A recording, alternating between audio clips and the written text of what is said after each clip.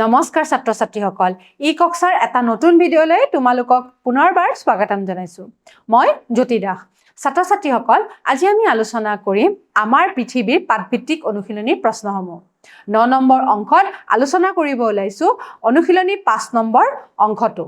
ঠিক আছে গতিকে অনুশীলনী 5ত কি আছে চাও আহা প্ৰথম প্ৰশ্নটো হৈছে নাসাৰ সম্পূৰ্ণ ৰূপটো কি গতিকে নাসাৰ বিষয়ে তোমালোকক কৈছিলো এটো এটা গৱেষণা সংস্থা হয় নাসাই আমাৰ সৌৰজগতৰ বিষয়ে গৱেষণা কৰি আহিছে আমাৰ যিমান বিলাক গ্ৰহ আছে উপগ্ৰহ আছে ঠিক আছে ব্ৰহ্মাণ্ড আছে বা তৰা আছে এইবিলাকৰ বিষয়ে গৱেষণা কৰি আহিছে আৰু এই গৱেষণা কৰোতে ইহতে বিভিন্ন ধৰণৰ মহাকাশ জানু পঠিয়াইছে ঠিক আছে গতিকে নাসাৰ সম্পূৰ্ণ ৰূপটো হৈছে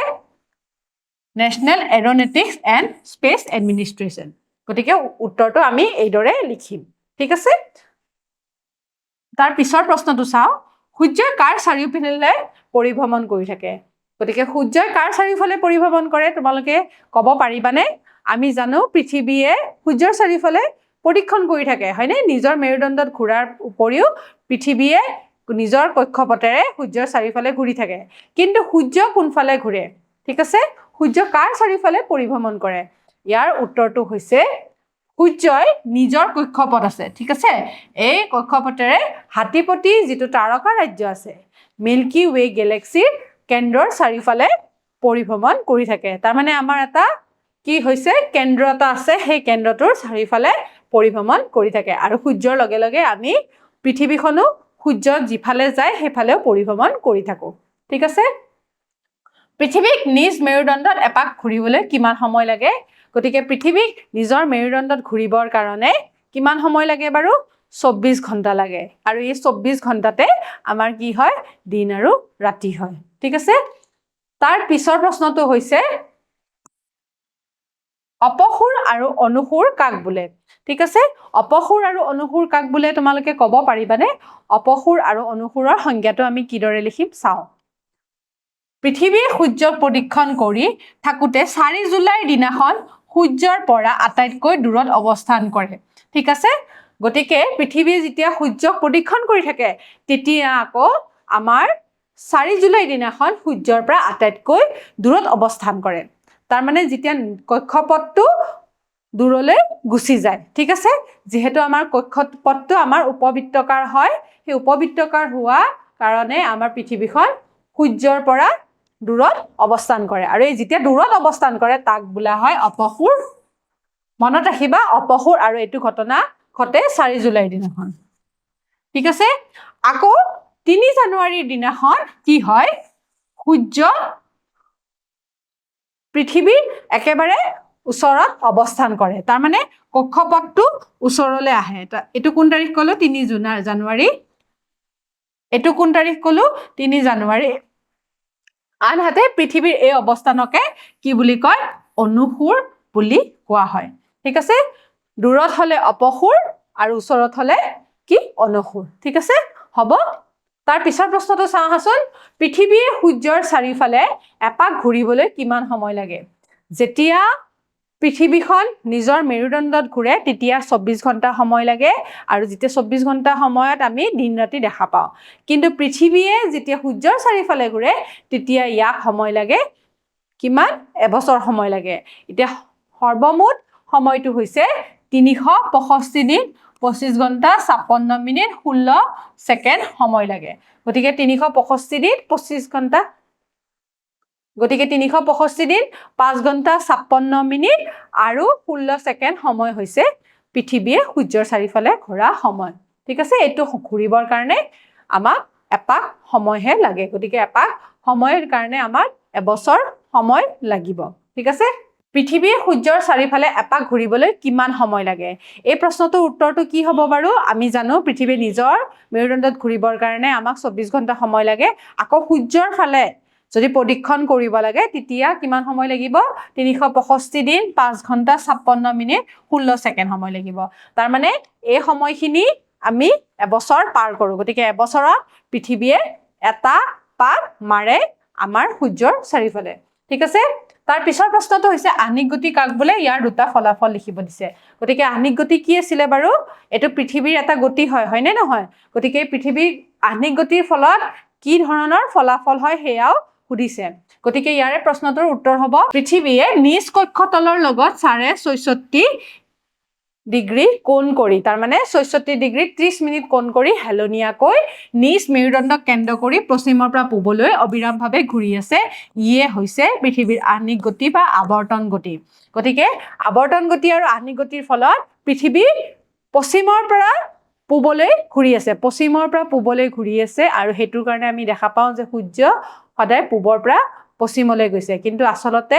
আমাৰ পৃথিৱীখনে ঘূৰি আছে নিজৰ কক্ষতলত মানে নিজৰ মেৰুদণ্ডত ঘূৰি আছে ঠিক আছে সেই এপাক মাৰোতে আমাক কিমান সময় লাগে আসল সময়টো হৈছে 23 ঘণ্টা 56 মিনিট 4 সেকেন্ড সময় লাগে বা 24 ঘণ্টা গতিকে দিন ৰাতি মিলি পেলাই 24 ঘণ্টাত পৃথিৱীয়ে এপাক ঘূৰে গতিকে ইয়াকে কয় আহ্নিক গতি গতিকে আহ্নিক গতিৰ ফলত আমি কি হয় সেয়াও চাওঁ আহা আহ্নিক গতিৰ ফলত আমাৰ দিন ৰাতি হয় আৰু আহ্নিক গতিৰ ফলতে বতাহৰ সৃষ্টি হয় ঠিক আছে এই দিন ৰাতি হয় আহ্নিক গতিৰ ফলত আৰু বতাহৰ সৃষ্টি হয় ইয়াৰে ফলাফল হৈছে এই দুটা ঠিক আছে তাৰ পিছৰ প্ৰশ্নটো হৈছে বাৰ্ষিক গতি কাক বোলে ইয়াৰ দুটা উদাহৰণ লিখিব দিছে তে বাৰ্ষিক গতি মানে কি বাৰ্ষিক গতি মানে হৈছে পৃথিৱীয়ে নিজে ঘূৰি ঘূৰি যেতিয়া নিজৰ মেৰুদণ্ডৰ ঘূৰি ঘূৰি সি কি কৰে আগুৱাই নিজৰ কক্ষপথত ঘূৰি থাকে চাৰিওফালে এপাক ঘূৰোতে এবছৰ সময় লাগে সূৰ্যৰ চাৰিওফালে এপাক ঘূৰে গতিকে এপাক ঘূৰোতে কিমান সময় লাগে এপাক ঘূৰোতে 365 দিন লাগে ঠিক আছে ইয়াক পৃথিৱীৰ বাৰ্ষিক গতি বা পৰিভ্ৰমণ গতি বুলি কয় গতিকে 365 দিন আমাৰ পৃথিৱীক সূৰ্যৰ চাৰিওফালে প্ৰদক্ষিণ কৰিবলৈ লাগে আৰু এই প্ৰদক্ষিণ কৰাৰ ফলত কি হয় দিন ৰাতি ছুটি দীঘল হয় ঠিক আছে আমি দেখা পাওঁ কেতিয়াবা আমাৰ দিনবিলাক দীঘল হয় হয়নে নহয় গৰমৰ দিনত দিনবিলাক দীঘল হয় আৰু ঠাণ্ডাকালি আমাৰ দিনবিলাক ছুটি হয় ঠিক আছে গতিকে এয়া হৈছে বাৰ্ষিক গতিৰ কাৰণে পৃথিৱীয়ে যে সূৰ্যৰ চাৰিওফালে ঘূৰি থাকে হেতু এটা কাৰণ হৈছে দিন ৰাতি ছুটি দীঘল হোৱা তাৰ পিছত হৈছে ঋতুৰ পৰিৱৰ্তন ঋতুৰ কথাও গম পালো আমি আমাৰ যে ঋতুবিলাক আহে হয়নে নহয় গ্ৰীষ্ম আহে বৰ্ষা আহে শৰৎ আহে হেমন্ত আহে হয়নে নহয় বা বসন্ত আহে এইবিলাক পৰিৱৰ্তন আমাৰ এই বাৰ্ষিক গতিৰ কাৰণে হয় ঠিক আছে বাৰ্ষিক গতি বুলি কোৱাৰ লগে লগে আমি কি বুজিলো যে পৃথিৱীয়ে নিজৰ কক্ষপথত সূৰ্যৰ চাৰিওফালে এপাক মাৰে ঠিক আছে তাৰ পিছৰ প্ৰশ্নটো চাওঁ পৃথিৱীৰ দুটা ভিন্ন অঞ্চলত একে সময়তে দিন ৰাতি কিয় নহয় যিহেতু পৃথিৱীটো গোলাকাৰ হয়নে নহয় আৰু পৃথিৱীখন আমাৰ কি হয় ঘূৰি থাকে ঠিক আছে ঘূৰি থাকে নিজৰ মেৰুদণ্ডত ঘূৰি থাকে হয়নে নহয় আৰু সূৰ্যৰ চাৰিওফালেও ঘূৰি থাকে সেই কাৰণে আমাৰ কি হয় পৃথিৱীৰ একে সময়তে দিন ৰাতি নহয় প্ৰশ্নটোৰ উত্তৰ আমি কিদৰে লিখিম পৃথিৱীয়ে সূৰ্যৰ পৰা পোহৰ আৰু তাপ পায় পৃথিৱীখনৰ আকৃতি প্ৰায় ঘূৰণীয়া হয় সমান নহয় হয়নে নহয় একদম ফ্লেট নহয় গতিকে ঘূৰণীয়া কাৰণে ই যিদৰে আমি বলটো আমাৰ ঘূৰণীয়া বুলি কোৱাৰ লগে লগে ই যেতিয়া ঘূৰে আমি আগফালটো দেখিলে পিছফালটো দেখা নাপাওঁ সেইদৰে সূৰ্যৰ পোহৰ কোনো এটা মুহূৰ্তত ইয়াৰ আধা অংশতহে পৰে গতিকে আমি যদি পৃথিৱীখন সূৰ্যৰ ফালে সন্মুখীন যিখিনি হ'ব সেইখিনিহে কি হ'ব সূৰ্যৰ তাপ আৰু পোহৰ পাব অৰ্থাৎ পৃথিৱীৰ নিজ মেৰুদণ্ডৰ ওপৰত পশ্চিমৰ পৰা পূবলৈ ঘূৰি থাকোঁতে যিটো ফালে সূৰ্যৰ মুখামুখি হয় তাত পোহৰ পৰে আৰু তাৰ বিপৰীত ফালত পোহৰ নপৰে ঠিক আছে গতিকে যিটো ফালত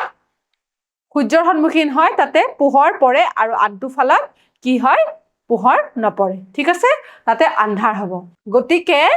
পোহৰ পৰা অংশত দিন আৰু তাৰ বিপৰীত থকা পোহৰ নপৰা অংশত ৰাতি হয় সেইকাৰণে দুটা ভিন্ন ভিন্ন অঞ্চলত আমি দিন ৰাতি হোৱা দেখা পাওঁ যেতিয়া পৃথিৱীখন ঘূৰি পেলাই সূৰ্যৰ সন্মুখলৈ আহে তেতিয়া দিন হয় আকৌ যেতিয়া লাহে লাহে সূৰ্যৰ পৰা আঁতৰি যায় মানে ঘূৰি যায় তেতিয়া সেই ঠাইটোত সন্ধিয়া লাগে আৰু তাৰ পিছত ৰাতি হয় ঠিক আছে গতিকে এইখিনি প্ৰশ্ন তোমাৰ এই আমাৰ পৃথিৱীৰ পাঠভিত্তিক অনুশীলনী থকা প্ৰশ্নসমূহ আমি আলোচনা কৰিলো গতিকে ছাত্ৰ ছাত্ৰীসকল আমি নতুন এটা পাঠ লৈ তোমালোকৰ মাজলৈ আকৌ আহিম আশা ৰাখিছো এই পাঠটো তোমালোকে ভালদৰে বুজি পাইছা নিজৰ টোকা বহীত তোমালোকে এই প্ৰশ্নসমূহ ভালদৰে লিখি ল'বা আৰু মনত ৰাখিব চেষ্টা কৰিবা তেতিয়ালৈ সামৰিছো ধন্যবাদ